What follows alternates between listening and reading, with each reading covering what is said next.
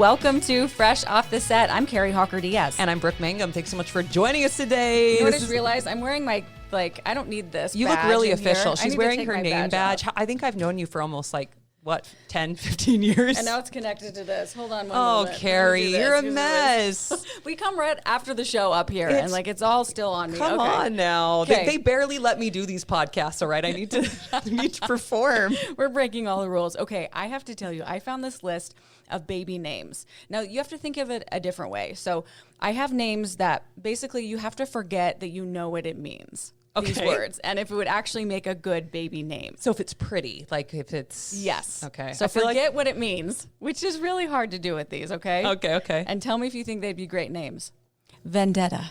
No, you can't. Vendetta? Kind of pretty if you didn't know what it was. V for Vendetta. I'm just thinking movie. Death and No. You can't get it out of your head. You can't separate that. Ready for the next one? Omelet. We're not Gwyneth Paltrow here. You know what? I bet there is a celebrity that is going to name their kid Omelet. I know. Feta was the other one. Feta? Yeah. I feel like that one you could get away with, maybe. I think you could. I think that one's Gouda. You're so cheesy, Brooke. You're so cheesy. Thank you. I'll be here all day. Gosh. You ready? I'll be here all day. Asphyxia. No. I saw you almost hold your breath. Yeah, well, because I think of something horrible on that. And Yeah. then also, as TV people, we have to read people's names and teleprompters all the time. It's hard. Let's get back to Sally, Jane, Skip. John Smith. Help me. I know. Help me do it. I struggle already, okay? Please help me. Well, just wait to hear the rest of these. Chlamydia. That, you cannot name your kid Chlamydia. I'm sorry. You can't escape what it means. No, there's no point. That's somebody that doesn't know what that is, right? If your kid is named Chlamydia, I'm so sorry. Chlamydia, get in here and clean your room. Yeah, just yell. They're going to have a really hard time in health class when they learn what that is. You are right. Okay, I have a couple more. Felony. Felony, you're just asking your kid to go to prison. You are. It's you've given up. You might as well just sign them up. It kind of rolls off the tongue. Felony. Insomnia. I know what that is, so I can't aren't even a good name. What? Because I believe that a good name, you have to be able to have an easy nickname, right? What are you supposed to call insomnia? Insomnia. Mia? You should go with Mia. Mia's cute. Patch. Patch? That's I'm cute. okay with that. I think that one could work. You're going to run into a lot of dogs also named Patch. But Patch is okay. I think Patch Adams. Here's another works. Gwyneth Paltrow. Almond. No. What's wrong with people? Get it together. And the last one, placenta. Placenta. Well, you came from it, and now you might as well name it after something. You right? might as well. You know what? It's hard being a parent, and it is a heavy responsibility. It's hard to pick names. To pick a name, and they're going to be stuck with it. I had a hard time naming somebody I'd never met. So I kind of was I haven't met you. I feel like I should probably know you before I name you. That's true, that before kind of you idea. even see them. There's a lot of big decisions that come with being a parent, though. Yeah. You're especially as a woman, it's am I going to do the formula? Am I going to breastfeed? How do I navigate this? Well, I've got a story about. I think it's a warning. Really, this is a warning. A woman joined Reddit to talk about something that happened with her. It was an incident with her in-laws. She's got a 15-month-old son, and she's still nursing. She explained that he likes breast milk. She has good milk. It's working out for her. How old did you say? How old? 15 months. Okay. So that's a lot. That's a commitment. Good. I couldn't do it. Props to you. Props to you. So she'll use her breast milk to put it on her son's cereal and stuff like that because he has teeth, but you don't want to waste it. You don't want to waste it. The nutrition value is awesome. Sure. So she was feeding her son some cereal, an average morning, and then she was going to go take her son up for his nap, and she left the cereal on the counter. Uh-oh. I think you can tell where this is going. Uh-oh. Father-in-law, who is staying at the house, steps in. She comes down from putting her son to sleep to find her father-in-law finishing the bowl of cereal with the breast milk in question. And so she did something I wouldn't have done. She told him. I would have just laughed and kept that with me. That's the question is, do you say something? Do you say not? something or not? She told him she's a better person than I am. And he was, of course, just looked like he was going to vomit right there on the floor, disgusted by it. And where this story gets strange, you think it would just kind of gross, you laugh it off. The mother-in-law then starts getting mad at the daughter-in-law saying, you know that he likes to finish other people's food. Oh my gosh. Like thinking it was her fault that this terrible thing had happened to him. Can we just normalize, don't steal other people's food? I mean, it happens everywhere. I feel like here at work, we have people, we get notes all the time. Someone stole someone's Threatening lunch. notes? You don't know people, it might be breast milk. You don't know. Like, if you don't know what's in it, don't put it in your mouth. You don't. Okay? Don't. That's my lesson of this. I think this woman is fine. Like, Other thing is, would you want to know? If you were the father-in-law, no. would you want to know? Don't tell me. I wouldn't either. Don't tell me. Did I enjoy my breakfast? It's fine. My sister-in-law was like this, but she was like, she had a lot of milk, so she started using it to cook. Mm-hmm. And I remember I was at a family gathering and they looked like the most delicious brownies ever. And I'm like going over to them and she said, hey, just so you know, I made those with my breast milk. And I went, you did not. Like, I'm thinking she's making kidding, a joke. right. And my brother looks at me and gives me like this face of like shaking me off. She's like, not kidding. She's not kidding. If you eat that brownie, just know. Just know. I did not eat the brownie. I don't need to know anybody that well. I'm good. I'm good. But it's natural, right? You know, and it's hard to breastfeed. I can say that coming from personal experience. So you don't want to waste it. Like, I get it's that. liquid gold, right? It is, but I would not want to know. So don't tell me. Don't tell me. Yeah. If I already ate it, am I happy? Am I happy? Don't tell me. Don't tell me. Don't tell me. Just let it go. Just let it go. All right. Well, maybe breast milk. Transition out of this one, Kari. Give you long life. I don't know. Okay. Maybe. Nice. I found this story, and I didn't tell you what this was because I want your reaction. Uh-oh. America's oldest person credits wine for her long life. Of course she does. So she is. Guess how old she is? She's got to be in like triple digits, right? She's 116. Wow. She celebrated her 116th birthday this week. So her name is Edie Cesarelli. I hope I'm saying that right.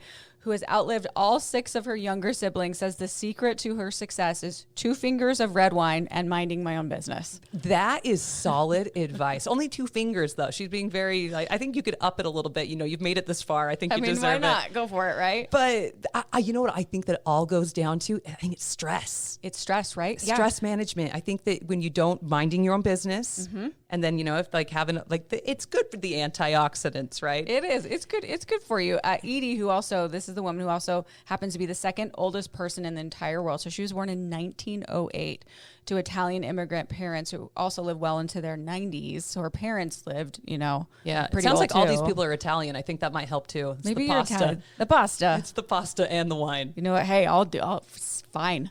I'm in. Yeah. I'm really, really great with pasta, wine, and minding my own business. Yes, I'm all about the minding your own business. The 2 fingers of wine, I'm gonna struggle with. I think I'm a little heavier or poorer than our friend there. But good job, Edie. But I also feel like we stress more. These younger generations are more like hot and bothered by little things, right? Yeah.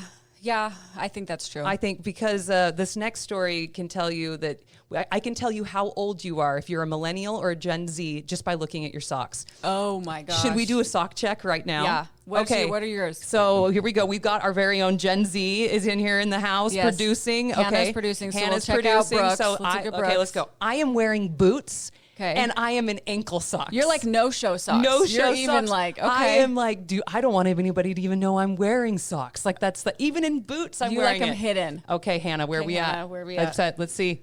Oh, the full show socks. She's got it's about cute halfway pattern. up and the cute pattern. Okay, I have no socks because I have like open-toe shoes on, but I walked in today with yoga pants and I had my socks over my yoga pants like halfway up. Well, Kari, I think when we get into physical fitness, like everything goes out the like the window here. But that is the check. We nailed it. That's it. If you are a Gen Z, you're more likely to have longer socks and to be showing them off.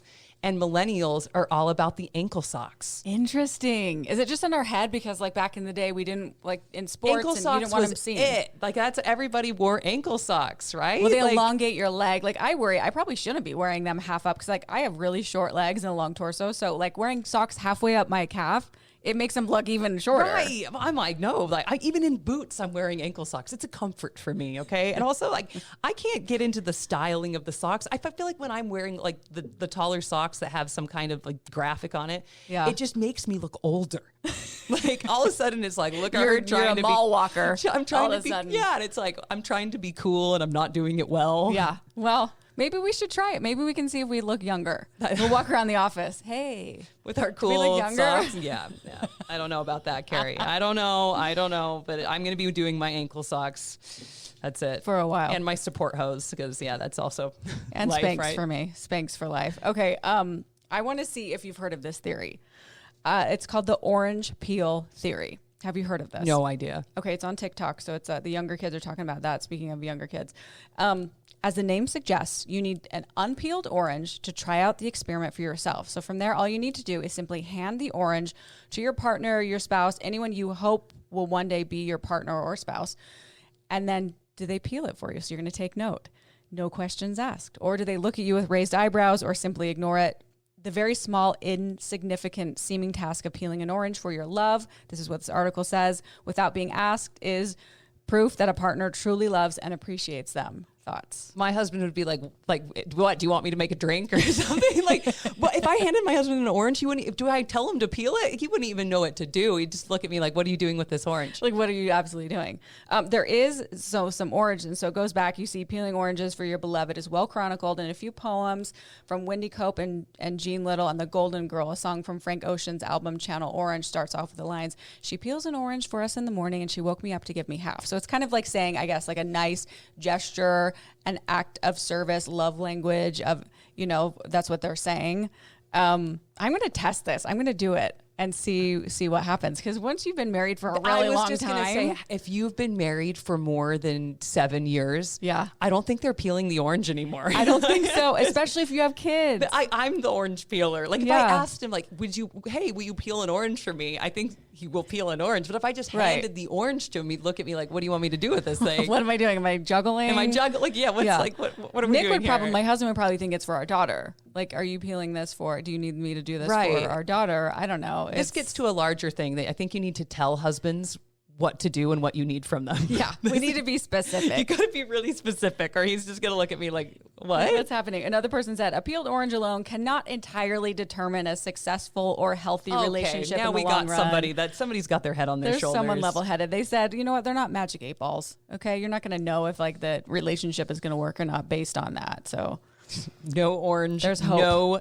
deal. There's hope. There is hope out there. Carrie, I'm wondering, I don't think that you would pass this test, and I know I certainly wouldn't as well. A woman puts a hotel on blast for charging her $150 for makeup stained towels. Ooh, guilty. I'm so guilty. And they have the white, what am I supposed to do? I try my best. I try not to destroy a hotel room. I'm not the Rolling Stones. Good. I try my best, but also it's like, isn't that the whole point of the hotel? Like it's my room for the night, right? What am I supposed to do? Like wipe my face on the carpet? I gotta dry it off. In my mind, I'm thinking, okay, they do white towels because they're gonna throw them in with bleach, and they're wanting to be like sanitary, so it's gonna get it out anyways. But I'm guilty of that. I will sit on the bed and I do makeup with a towel, and I'm kind of wiping things, my makeup. I think that most people that have worked at a hotel would agree that a makeup stained towel is probably the least of their concerns. Like if you think about how hotel rooms, all the stories that you hear about on the news.